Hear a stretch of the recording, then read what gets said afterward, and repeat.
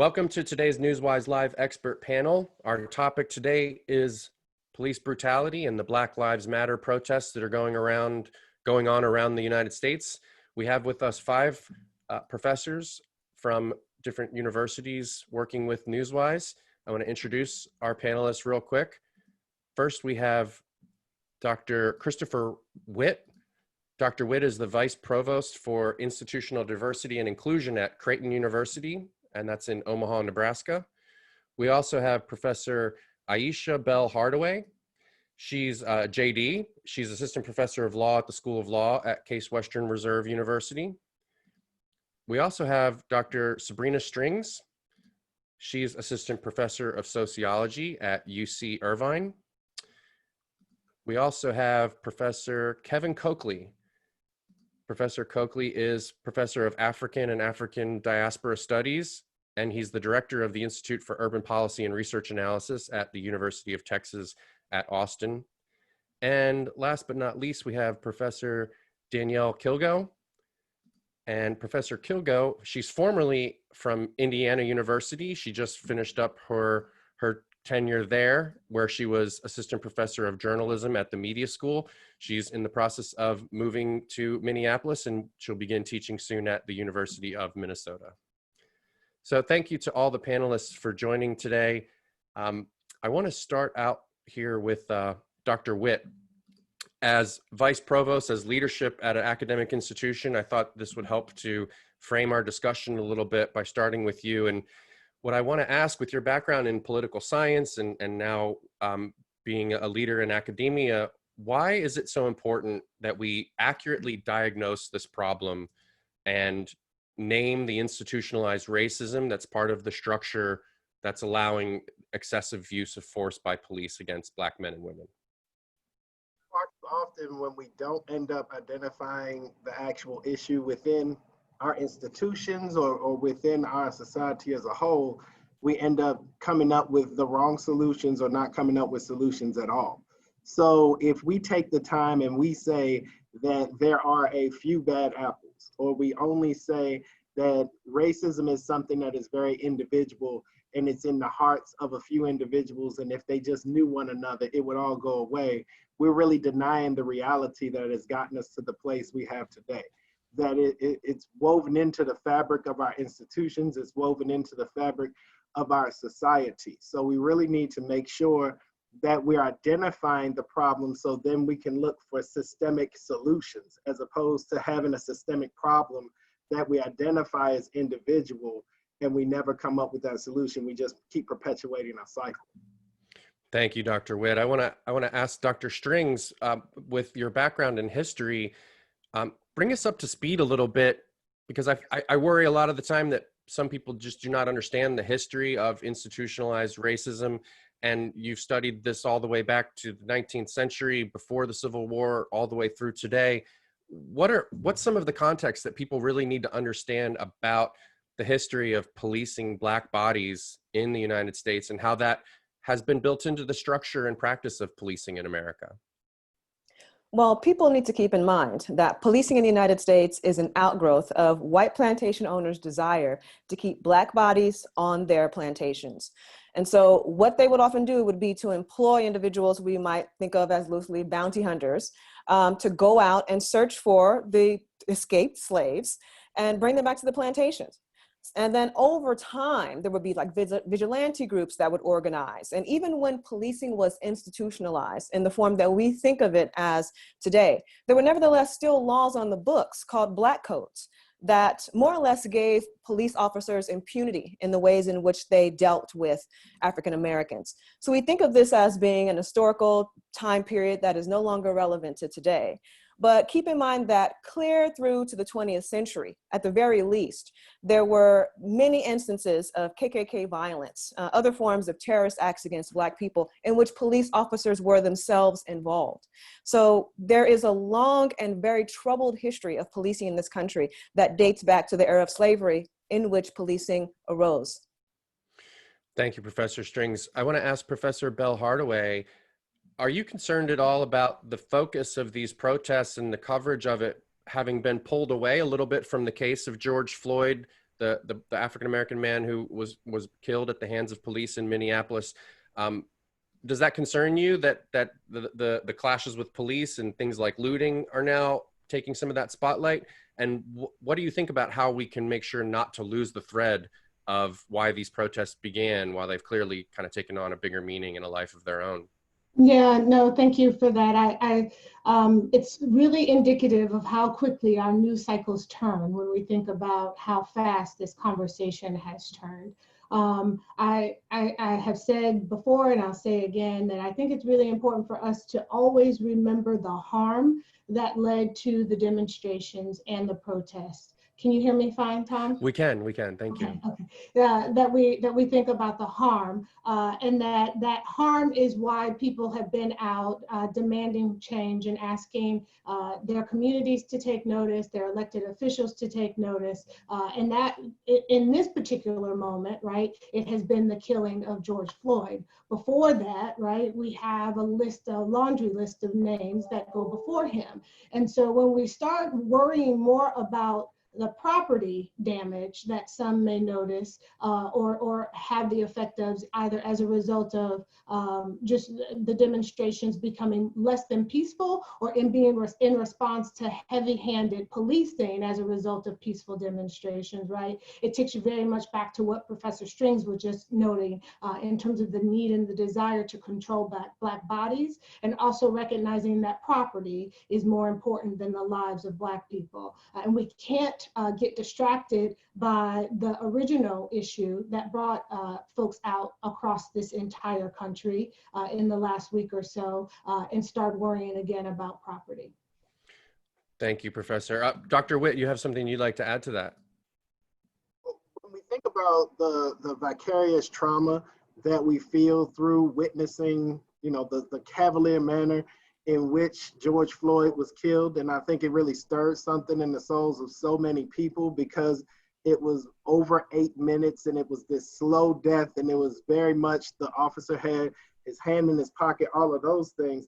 It stirred something in people, but we also have to remember that if it was an isolated incident, you most probably wouldn't have people taking to the streets in so many cities. You wouldn't have people who were just so full of pain and hurt and rage all mixed together, if not for so many other institutional ills that have been passed from generation to generation. When we look at housing, education, wealth accumulation, even the idea of being looked at in our full humanity, or having full access to all of the freedoms and privileges of citizenship. There's been active denial of all of those things through society, policy, and practice since the inception of our country. And that comes out when you have a spark like a George Floyd. It's not a George Floyd, his murder is the only thing that's moving people. It's all these other things cumulatively where that just put people over the top. And we can't forget that all those other things are interconnected. Thank you, Dr. Whitt.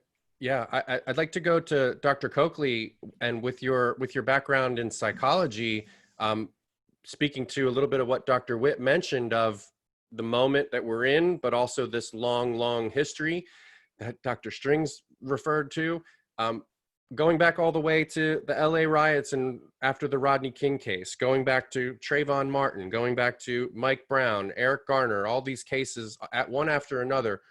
What's different about this moment, and how are we seeing the psychology of Black men and women in the United States kind of coming to fruition, that is a moment where we're just seeing such a peak?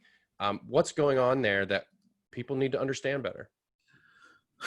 Well, I don't know that this moment is any different than previous moments, beyond the fact that with the advance of social media, we now have a very clear documentation of what those of us in the Black community have known for many years. I'd like to remind people about the classic book, Black Rage, written by two African-American psychiatrists, William Greer and Price Cobbs, in 1968. And they wrote the book as a result of their clinical practice, working with a number of Black people and seeing firsthand the frustrations, the anxieties, the anger and the rage that their Black clients were experiencing during the oppressive times of the 60s.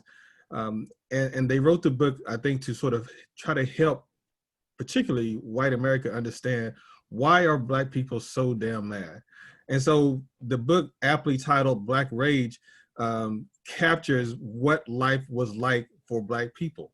And so the things that have already been identified, it doesn't matter what area of life you're talking about: education, health, mental health, housing, the economy. It doesn't matter that there are these really dramatic disparities and inequities that Black folks have experienced. And so when you couple those inequities with the kindle of some tragic incident, such as the killing of a Black person in broad daylight, it results in the eruption of emotions and anger that we now see expressed in the form of what I prefer to call urban rebellions, or what some in the media would refer to as rioting. Thank you, Dr. Cokley. And I've tried to give some questions to help sort of set up a little bit of the context. And one other aspect of that is how the media is portraying these urban rebellions. I'll use that term if you don't mind, Dr. Cokley, too. I don't like to say rioting. These urban rebellions, Professor Kilgo, how do you think the media is covering this? Let me make sure your audio is there live. 1 second. If you could click on your unmute. Got it. Thank Sorry. you. My host privileges are not working properly. That's okay. So, I mean, the media coverage that I've seen, I work a lot in patterns, and so this is just predictive, but the media coverage that I've seen looks a lot like the media coverage that we've seen before in the coverage of protests after the death of Trayvon Martin and Michael Brown and Freddie Gray. And that emphasizes a lot more the protesters' actions, this idea that they are engaged in some sort of unprovoked violence, like protesters rage and they just break stuff after they finish holding their signs. There's more of an emphasis on that over the demands and grievances that are really important. And there are mentions of George Floyd's name and that this is a case, but there isn't that routine and consistent connection with the systematic models of oppression that led to this incident in the first place, and the history of racism that is essential knowledge to understand why the protesters are out there in the first place. So that's largely absent from the coverage right now. It would be beneficial, certainly, to have media bring that context to the conversation more. That's a lot of what we hope to be able to do today. And on that note, we have, kind of some big questions that I want to ask each of you to respond to.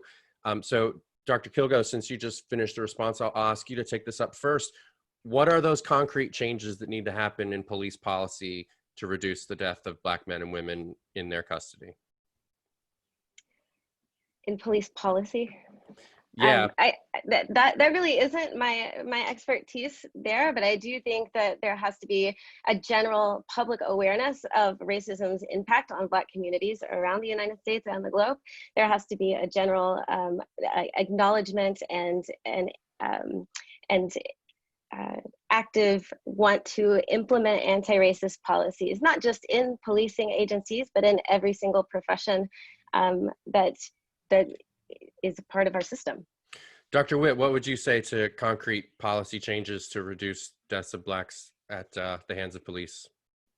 Once again, I would agree that, police policy is not my area of expertise, but I definitely would say that any organization or any endeavor that we have has to really take the time to name its problems. It needs to take the time to really talk about how did they get to whatever point that they're at. So from top down, bottom up, there really needs to be an acknowledgement of the fact that, hey, maybe some parts of these systems, I always say that, the systems aren't exactly broken. We have to look at how they were designed, as was mentioned earlier, and what vestiges we live with. Well, how do we want to reconstruct them?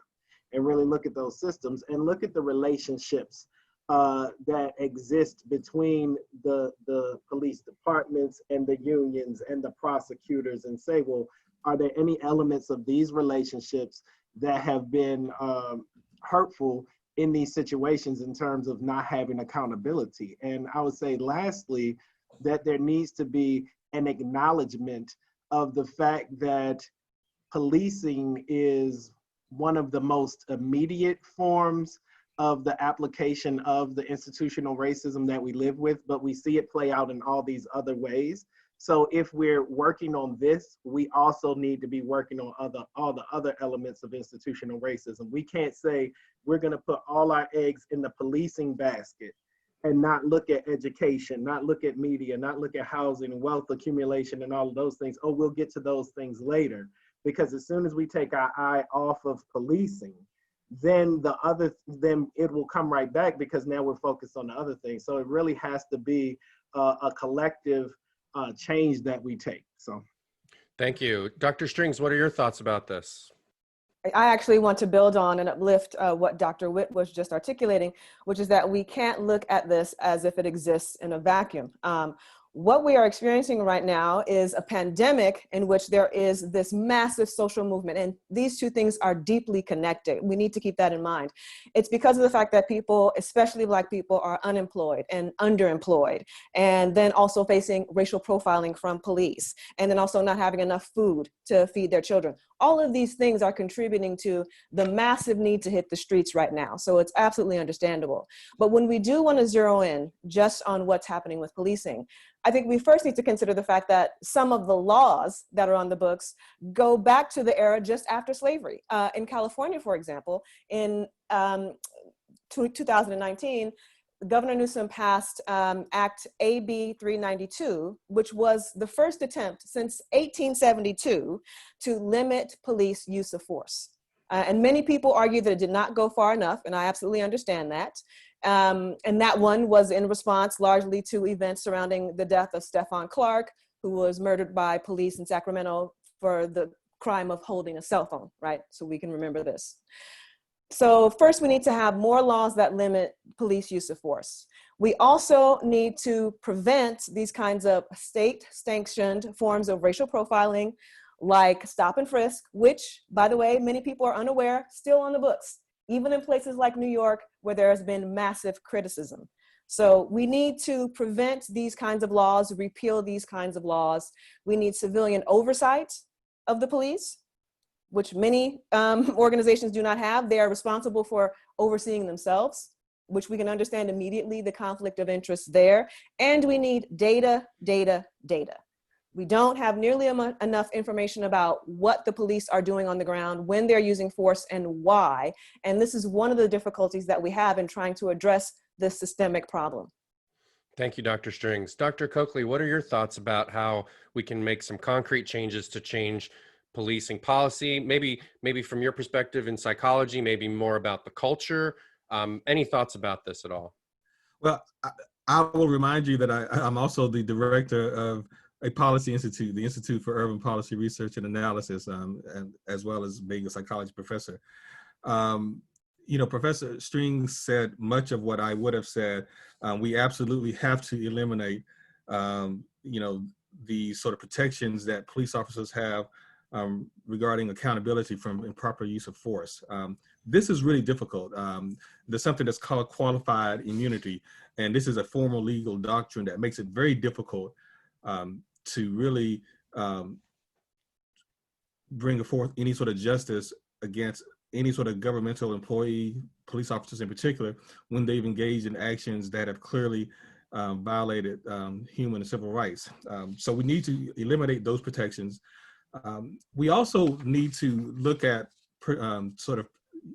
police union contracts, which are very, very liberal in terms of how they go about sort of protecting police officers. And that's where the accountability system really is set. And so if we don't have an opportunity to sort of work with police unions to sort of help them to understand that it is not in their interest to really engage in a series of protectionism for bad actors in the forms of police officers, then accountability for police officers becomes much more difficult. I also agree about the need to get more reliable data. As someone who is data driven, we know that it's very difficult to sometimes do some comparisons. For example, we don't have reliable data on police brutality before 2014. And so it makes it difficult to sort of really understand the trends that we know have taken place over time. And we need to have a nationwide standard for the use of force. And part of what part of the problem is that when you look at different departments, large and small, there are different standards and expectations regarding use of force. And so if we had a nationwide standard for use of force that could be implemented and enforced, I think that would make it easier for law enforcement across the country to understand what is expected of them.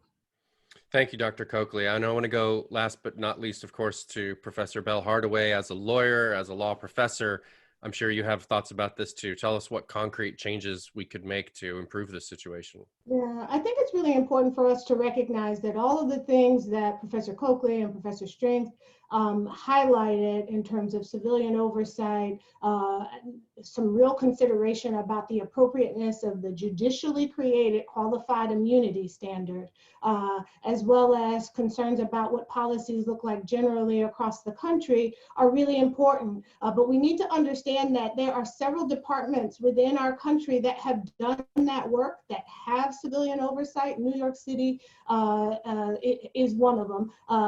Minneapolis is another. And when we make those things toothless tigers, when we make those organizations toothless tigers, and individuals are able to have multiple charges brought up against them regarding misconduct, but they still maintain their employment and they aren't even disciplined, right? That doing what we can in those realms just seems to have not been enough. And so I think it's really important that I think Professor Cokley raised the issue of police unions. I've written a bit on this area, and I feel it's really important for us to start to talk about not just working with them, but returning managerial rights back to the public employers, which is where they rest, so that public employees are accountable to the elected and appointed officials who are their bosses. When we're in a place where the police interest can override the ability to discipline people who are terrible at their jobs, right? That is a real problem. And that's where we are right now. And not every department or every state in America has the ability for police officers to unionize. But in those places where we have seen an inability to discipline and remove officers from their jobs, it's because of the power of the police union that has greatly perverted the purpose of labor organizing in this country. And we have to be clear about the fact that that has happened. And then very specifically, I think someone also raised the point about the fact that there is no national standard for use of force. There are some best practices that do exist and are widely known across law enforcement. And the fact that in cities like Minneapolis can choose to still have on their books a policy that creates this false distinction between a chokehold, an unconscious chokehold, and a conscious or neck restraint, they call it, and a conscious neck restraint is quite honestly laughable. The reality of the situation is when you put pressure on an individual's neck to restrict blood and airflow to their brain, you are likely to kill them. And law enforcement agencies have known that across this country since the 80s. And the fact that Minneapolis revised their policy as recently as 2012 to include that false distinction is a problem. And I would encourage individuals who are in their communities looking for things to do to evaluate, to get access to those police policies, their individual police policies, and then have conversations with their elected officials about why it is inappropriate in 2020 for them to exist. To Dr. Whitt, a little bit of what was mentioned already about police unions and how they tend to insulate and protect their own rather than hold them accountable. How is it that police departments and their labor unions have wielded so much power to protect officers from accountability and consequences in these kinds of situations? And I mean, is it fair to say that police unions are more of a political body than really a labor rights group at this point? And what can be done to change that? I mean, we have to remember that police departments provide services that are deemed as needed by people across the spectrum within any particular municipality. So we look at, when you talk about garbage workers unions, when you talk about the fire department, there are other services that are rendered in cities that are essential. And so unions have that leverage there, that if their demands aren't met, you know, will they pull back on service? Will you be able to have what's needed within a city? I mean, that's one perspective that sometimes we forget about. I'm originally from Baltimore, and, you know, there's lots of reports of in 2015, after the uprisings following the Freddie Gray situation, where, you know, the stories have been that police ended up pulling back in many cases. We've seen other issues of that, or instances of that possibility in cities across the country, just as we see if teachers are going on strike, but before they go on strike, they decide to do a sick out or different things like that. I mean, unions have that power, and we just have to remember that that power is being wielded in negotiation, but they end up having powers where they're supposed to protect the people who are within their unions. But because we don't take time to name institutional racism, then we're not equipped either within the unions or within our communities to name the times that these organizations are upholding institutionalized racism. We don't take the time to recognize, either through the work of the unions or the work of the police departments themselves, where the over-policing of Black people and Black bodies is really, what benefit is that giving to white individuals and white communities? What benefit are we seeing from mass incarceration or various elements of prosecutorial discretion? So when we look at all those different elements and we name the problem as it affects Black people, but we're not taking the time to name the ways in which there is an abundance of benefit to the white community or white individuals through the work of these unions and these organizations, then we miss the mark in really checking that power. Very interesting, Dr. Whitt. Thank you. I want to go to Dr. Strings and ask about consequences for law enforcement. Historically, how has this been handled, and why is it so important for the public to see accountability and consequences? And what should police departments and local governments be doing to make this a public and transparent process that isn't being done now, maybe is being done better in some places than others? How can that be improved, and what do people need to understand about that, Dr. Strings? So I teach a class in social inequality. And in that class, we talk about policing in America. And it happens frequently that there will be a student who will say something along the lines of, there are good cops. And that is absolutely beside the point. No one's questioning that. No one's saying that there are good cops and there are bad cops and we just have to, no. The problem that we're facing is an institutionalized problem. To the extent that policing in this country has a culture of maintaining a blue line, then we are able to see how systemically we're not able to get justice for the Black people who are often the targets of police violence. So if police want to show that they are being accountable in their actions, what they can do is that they can actually have community involvement in their policing decisions. They can train the officers to work within the community and not just to manage or control the community. And a lot of these ideas are coming from organizations like Campaign Zero and the ACLU, which suggests that with community involvement and with different types of training that is oriented toward making sure that we are de-escalating rather than escalating, and making sure that we are accountable to communities, that these are some of the ways that police departments can show that what we're dealing with whenever we're having these kinds of rogue officers with a knee on a neck for 8.5 minutes or some such thing is not the kind of thing that we will tolerate. And it's not the kind of thing that we would ever have included in any type of training. This way we have the community understanding that their views are actually valuable. We value the human lives that have been too frequently lost, and that we are actually making ourselves accountable by instituting new measures to prevent these kinds of things in the future. Thank you, Dr. Strings. I want to ask Dr. Kilgo, how is the media depicting police behavior that crosses the lines? Not just the original inciting event with the death of George Floyd, but in the coverage of the protests. We've seen countless examples that are being collated and collected on social media about what appears to be police instigating and provoking altercations with protesters. How's the media doing? What kind of job is the media doing handling that? Are they being given a pass? Are they being held accountable effectively? Right, so the coverage that you see now, there's definitely more attention to police behavior and repression tactics.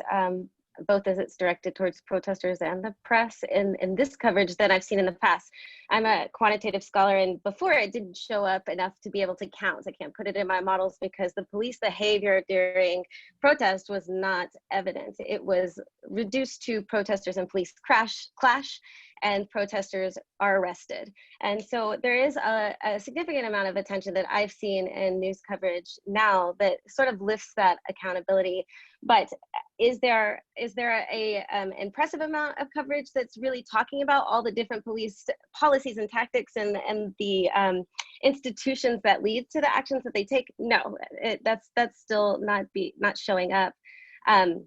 As well, you know, there was she just mentioned that there was a student in our class that said they're good cops, right? The media has a history of portraying that narrative for the public when these incidents aren't in place. And so those ideas of, but some cops are good, it comes a lot of times from the fact that there is a good cop narrative that is pushed forth. Good police behavior is shown in the media.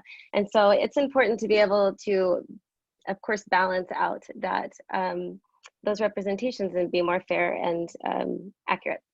So to follow up with that, so the fact that this is being actually mentioned and covered more consistently, and you're able to maybe collect some data on that for the very first time, what kind of hypothesis might you draw about whether this is a good thing about creating more transparency and accountability, or is it something that we may have another step backward at some point?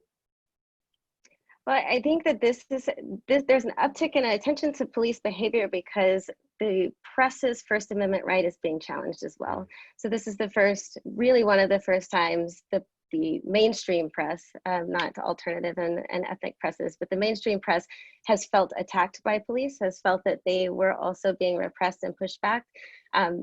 This is the first time they felt like they couldn't work alongside, not with, but just literally alongside police. And so I think that part of the attention or the hype about police behavior is because we have had journalists that have lost eyes. You know, the hope is that that experience will become part of the norm. Will be not journalists getting hurt, but journalists reporting police behavior will become part of the norm of reporting. That would be the ideal, but patterns of protest coverage have been the same for decades. The theory of the protest paradigm was created in 1980, so we're talking 40 years of protest coverage that has not changed. Thank you, Dr. Kilgo. I want to ask Professor Bell Hardaway something that you've worked on that I'd like to ask you to explain a little bit. Consent decrees, where we've seen cases where there have been incidents or patterns of bad police behavior. The Department of Justice initiates a process where they undergo a consent decree. Can you explain a little bit about how that works? Yeah, absolutely. So a consent decree, more largely in the legal realm, is when a judge enters an order enforcing a settlement agreement between two parties.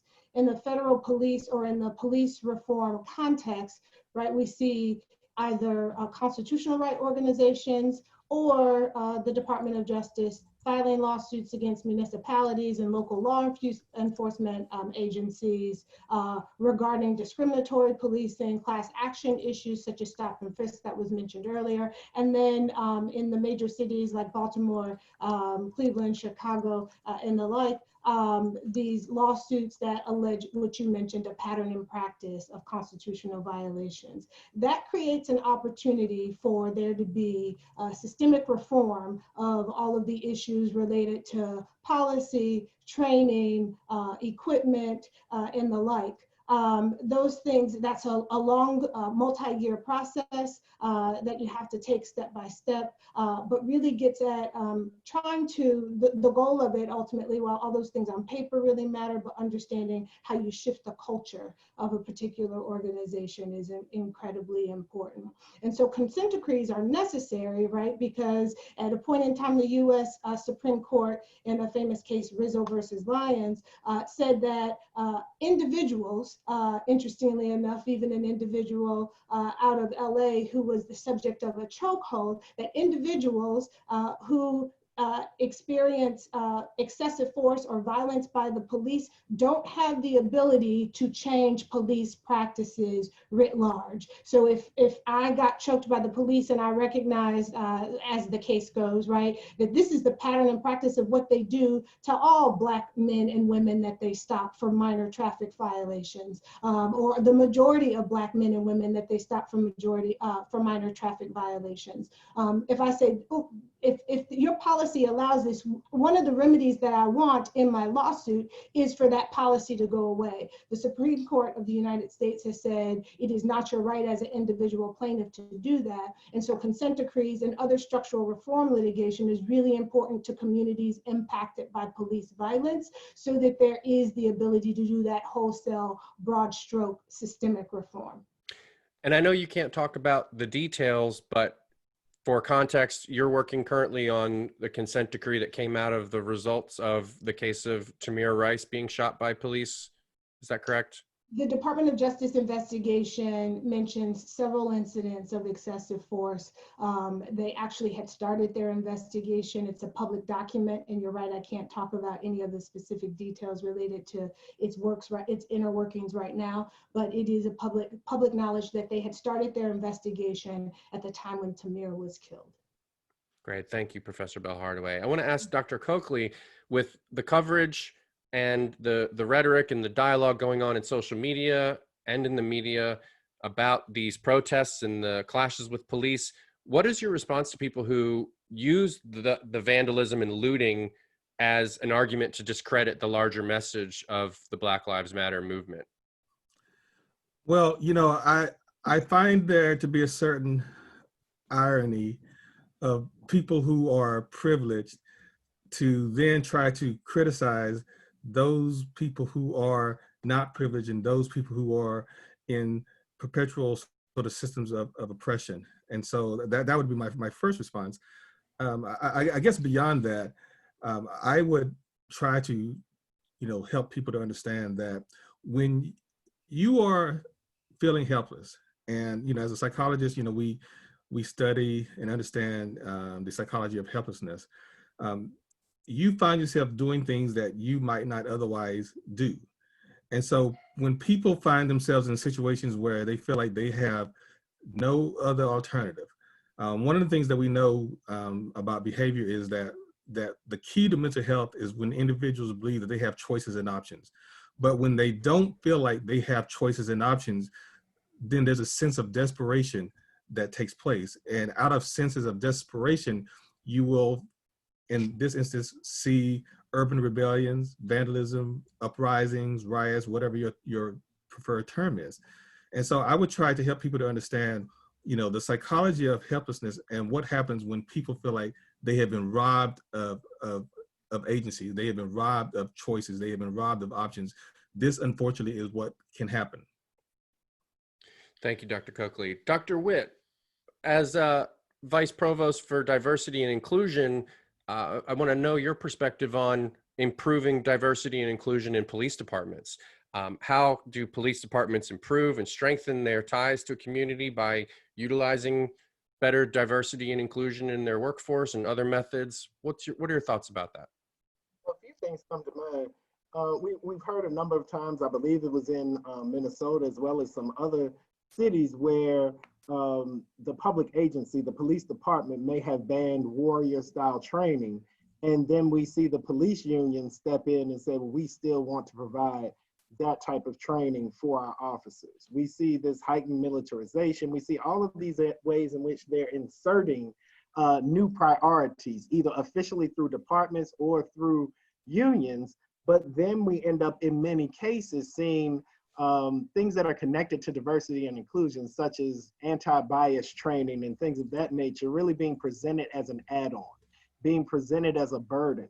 So we see a desire for some of the things that actually exacerbate the problems we have being embraced. And then we see the things that would help us to make that progress being looked at as, well, I need to check that box. And one of the ways that we really could change the paradigm is changing the ways in which people are promoted. What are the reasons that they would be rewarded? I mean, we have to remember that being a police officer is a career. It's a career that people use to feed their families, just like some of us work in higher education to feed our families, whatever else. And if people are encouraged to have certain indicators that they've done a good job in leaning into diversity and inclusion, we reward that. That we actually say that both collectively and individually, we want to be intentionally inclusive. And we want to move away from being rewarded for the most arrest or being rewarded for these other things that are signs of reward and success in policing. And we move into the fact that we want these good relationships and we want to shift culture. I think that we really can take some of the best D&I practices from other sectors and infuse them into policing. Thank you, Dr. Whitt. I want to just remind any of our attendees from the media, we would love to have your questions. We'll invite you to ask the question yourself on video and audio, or I can ask it on your behalf. You can start that process by just chatting to me. See at the bottom of the Zoom window, the little chat icon, and you can tell us your question. I'll ask if you want to ask it yourself, or if not, I can ask it for you. Thank you so much. And what I want to do next, to go to Professor Bell Hardaway, similar to a question I asked Dr. Cokley a few minutes ago, and a little bit of your perspective with a law background could be interesting on this. We've seen so many cases where these unarmed Black men and women die at the hands of police. The whole altercation beginning by some very minor crime, George Floyd's incident being a suspected counterfeit $20 bill, right? The penalty for that, if you're convicted in a court, is not death. No. So when we talk about the George Floyd case and then the protests, and then we get all this concern trolling from some quarters of our public discourse about the looting and vandalism, property can be repaired, business owners can be compensated, George Floyd can't get his life back. What are your thoughts about the disconnect there between those two issues and how people communicate and talk about that and how we can break that down a little bit? Well, you're absolutely right. George Floyd would not have been eligible for the death penalty, right? At best, under Minnesota law, he would have been subjected to a year in prison and up to a $3,000 fine.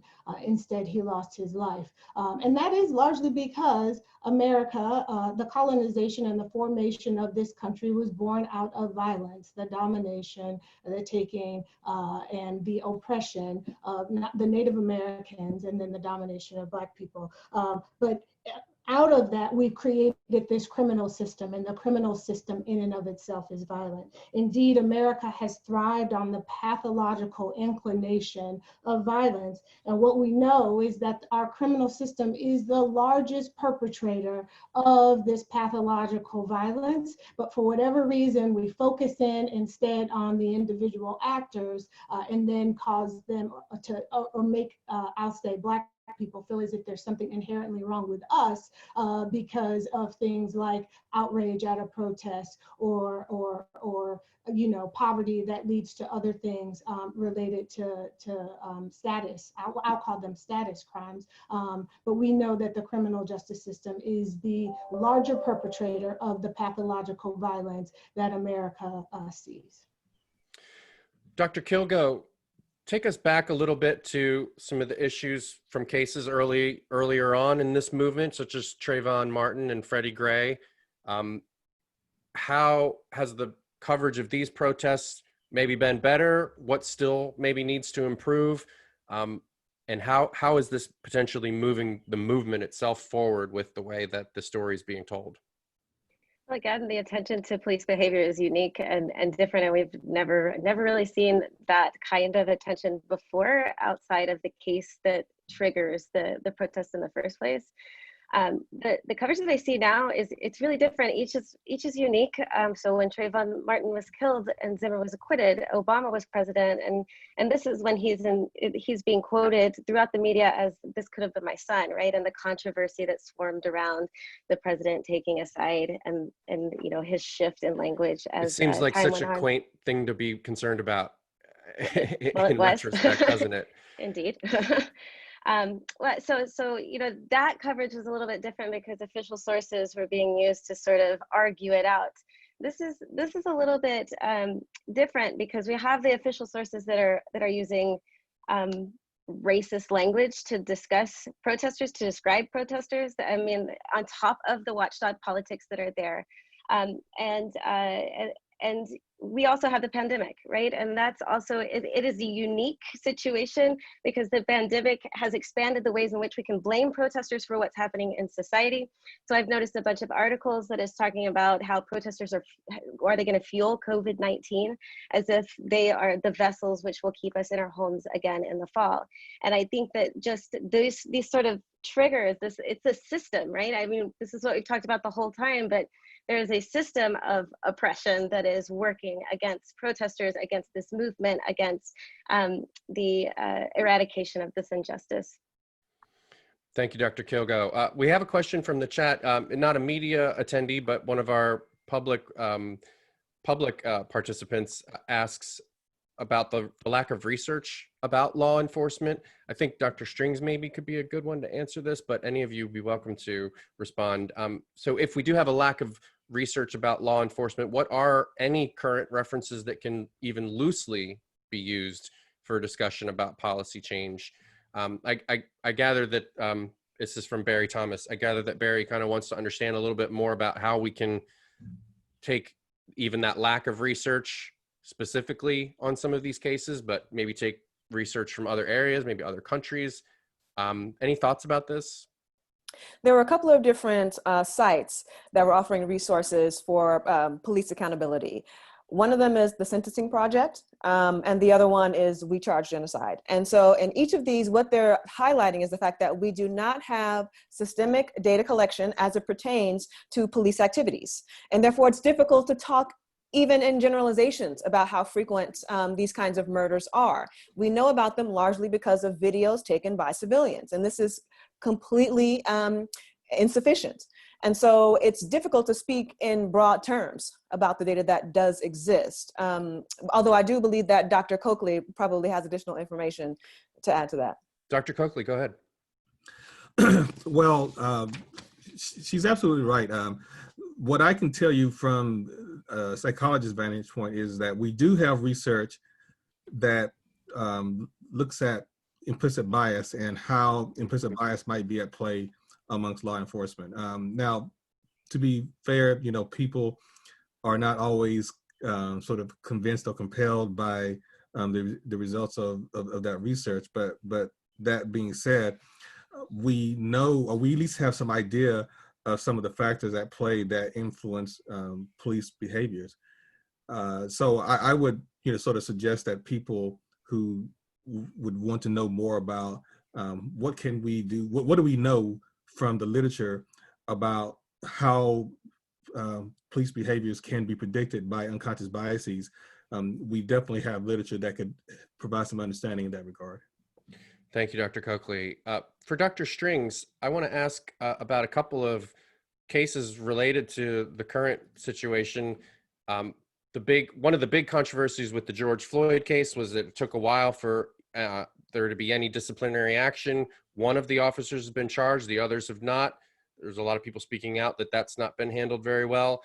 There's other cases in recent memory, such as Amber Geiger, a police officer in a Dallas suburb who, coming home one night, entered the wrong apartment and shot a black man, Botham Jean his name was, in his own living room, thinking that she'd entered her own apartment and was in the middle of a home invasion.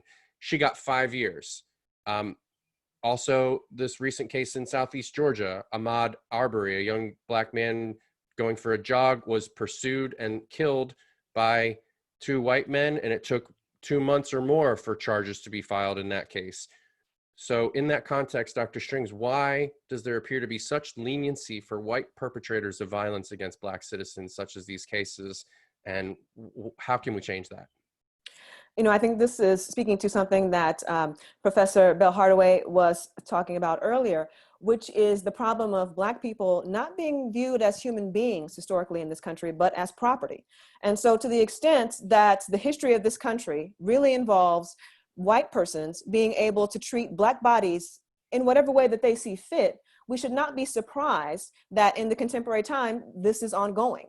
It's easy for people to say things like, slavery was a long time ago, or even Jim Crow was a long time ago, which is ludicrous because Jim Crow is in the lifetime of many individuals who are even on this panel. But the idea is that just because time has moved forward, we've gotten past a lot of these historical inequities that have allowed white people to exercise power, control, and violence over Black people. But we have not, because we have never had any form of reckoning, any form of laws, any form of consistent application of various laws that would allow Black people to feel like full citizens in the United States. For many of us, we feel as if we are second-class citizens because we know that at any moment an Amy Cooper can swoop through and call the police on us and threaten our lives. Yeah, thank you for that, Dr. Strings. Dr. Whitt, the few bad apples language. We've kind of mentioned this a few times throughout the panel. How is that particularly unhelpful to allow people to kind of chalk things up to a few bad apples in a way to sort of dodge accountability and downplay the severity of these things? How can we respond better to people who make that argument and communicate the seriousness of what these incidents really reveal about the system? I mean, when we talk about this idea of, you know, like you said, a few bad apples, we start to really diminish what the people have done. And we really need to think about the fact of, you know, as was mentioned, this idea of a lack of respect for Black humanity, how just cutting that can be. That is representative of these organizations, that we're talking about agents of the state coming in and doing these things and taking lives and really doing it with no real regard, and having their colleagues not really work against them, not turn them in. And when you have that go on, you can't have that separation.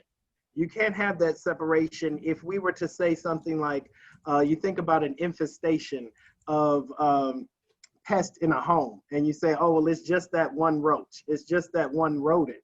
Well, who in their right mind would go and buy something to kill one roach and not really take care of more of those?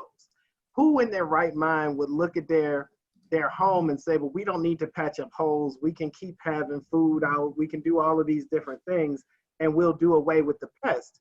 No, you really have to change the environment. You have to look at everyone involved. So the same thing can be said for these law enforcement officers who are doing such vile things in the name of the state, that we have to look at the processes, the structures, and the culture, and move away from this whole idea of this individual focus, because this isn't an individual problem. Professor Bell Hardaway, recently on social media, I saw a quote from Will Smith about the fact that police brutality hasn't really gotten worse necessarily. It's just finally being recorded. We've seen in the news coverage, we've seen cases where police are crossing lines to antagonize and provoke peaceful protesters into some sort of altercation. Even footage, for example, on live TV a couple nights ago of a student in Atlanta having his car window smashed and getting tased and dragged out of his vehicle. Where is the accountability for officers that cross these lines? Yeah, so you raise a really good point. So accountability for officers should be two levels. Oh, am I muted? Oh, no. No, we hear you. Thank you. Thank you. First, administratively, right? So with the officers in Atlanta, they were fired. And we're seeing departments with this level of exposure, and I mean exposure being recorded on cell phones, having at least the crisis of conscience at this point to actually act, the courage of conscience, excuse me, at this point to actually act in a crisis. And so there's that administrative sort of accountability. But what we don't see as often, you mentioned the fact that Chauvin was charged criminally, but the other three have not been charged in the Minneapolis case, right? We don't see the criminal responsibility being meted out very often for officers who use excessive force, right? The young man, the Morehouse student who was in Atlanta, pulled from his car, his girlfriend, a Spelman University student on the other side. And I don't do respectability politics, but it was mentioned in the news article. So I think it's important for us to know she was also tased, right? Not charged, but tased. And he was tased, had his arm broken, and received 20 stitches. If injury results from the acts of anyone else on the street, right, they are charged criminally. I defend them in my clinic regularly for things such as assault, right? It's really that simple. The fact that we don't see more officers charged criminally, either because they have the gloss of use of force authority, right, or the lack of accountability through internal affairs investigations, and then local prosecutors that work very closely with these same officers, right, not then holding them accountable criminally, is a real problem. And we should use this moment in this conversation to start asking why. It's great for officers to be fired. It's really good that Chauvin is going to be prosecuted. But on the everyday instance where an officer does like what we saw in Atlanta, why are we not talking about criminal charges for those individuals? I just want to clarify one point that you made when you kind of name checked these prestigious Black colleges that these young people attended, and you said something about respectability politics. I want to give you an opportunity to clarify that a little bit more. And my understanding, tell me if I'm right, is because these were potentially outstanding students at really great schools, that they should have been immune from police treating them this way, or? No, really more so what I mean is that somehow we use their status as an excuse or to say you've treated the wrong person the wrong way. For me, right, I don't care if they were dropouts, if they had just 5 minutes late, 15 minutes before been spray painting something on a wall. What we saw happen in that car, right, with his window being busted out and being dragged out, guns drawn, and being accused of having a gun when everyone knew he did not, as justification for the way he was treated and assaulted, is a problem. So I just said, it's wonderful that they are advancing their education and are engaged in, what they're doing in their lives, but I think it doesn't really matter. And so I was checking myself for lifting up those institutions. I understand, and thank you for educating us about that. And that's certainly something to avoid, that whether someone is an outstanding student or a dropout, That's right. the law is the law, and they should be treated equally. Absolutely. Thank you. Dr. Cokley, I want to ask, what do you think the American public at large really needs to hear and understand and acknowledge about the Black experience in America that this protest has really kind of brought to the surface for non-Blacks in America, with regard to both policing and other issues? What are Black citizens trying to express right now that you need the rest of us to hear and understand? Well, I would say that Black people have a history of having profound mistrust towards white institutions, white people specifically, but white institutions in particular. We have been raised, many of us have been raised to understand that we are not living in a world that values us. We are not living in a world where there is equity, where there will be equal outcomes for all of us. And so we have been raised, many of us, to have an inherent mistrust towards those institutions that have historically been very oppressive of us. Nothing can point us out more clearly than if you look at any sort of Pew survey and you look at attitudes towards police, and you consistently see a racial gap in attitudes towards police.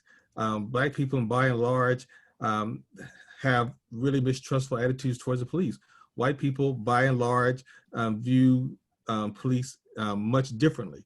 And I think that that's just a microcosm of the different experiences that we have in this country.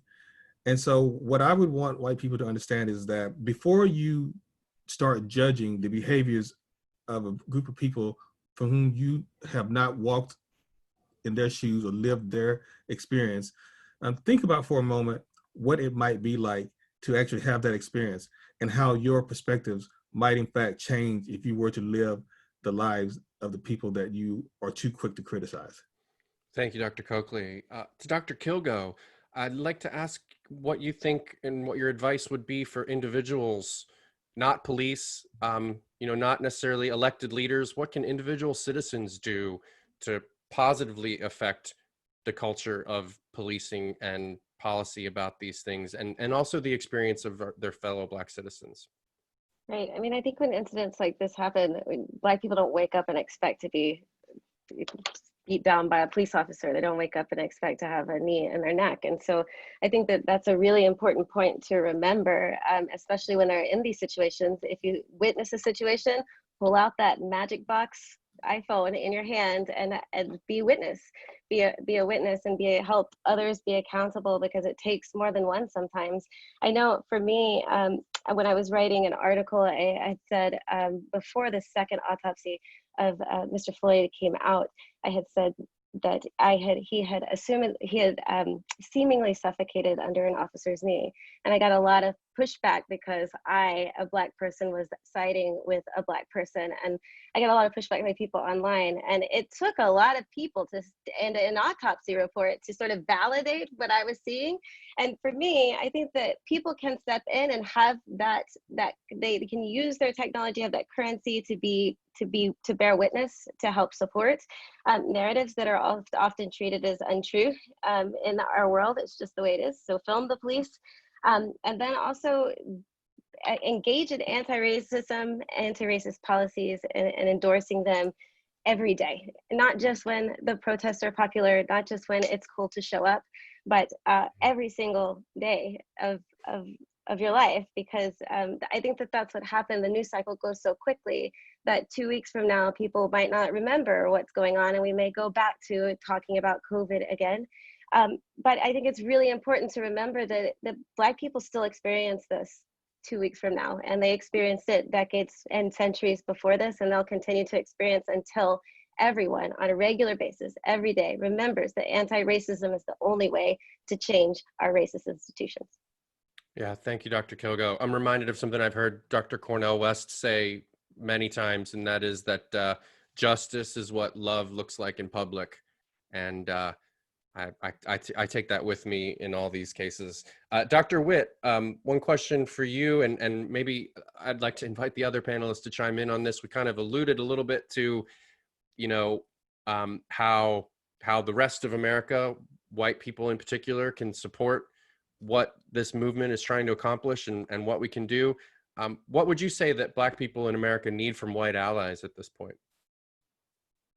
First off, I think that white people need to have that hurt, that have their stomach turn when they see these things the same way that Black people do. I've had many, many well-meaning friends, colleagues, allies who are from the white majority who have reached out to me, and they're saying, well, we're checking on you right now during this time. I know this must be tough, and all of those things. And on one hand, I want to appreciate the fact that they're acknowledging these things, but on the other hand, where's the shared humanity? And this is from allies. So I can only imagine people who have total disregard for this, how they feel, but we really need people to say, wait, that was another American. That was another Nebraskan, Minnesotan, whomever. That was another human being, whose life has been taken, and I hurt. I have pain for that.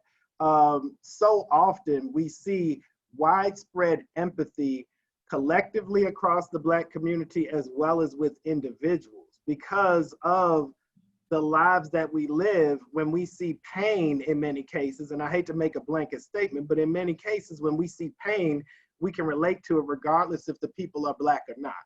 And we need white America and white Americans to really take that time to feel that pain, to say this is wrong, that this has happened.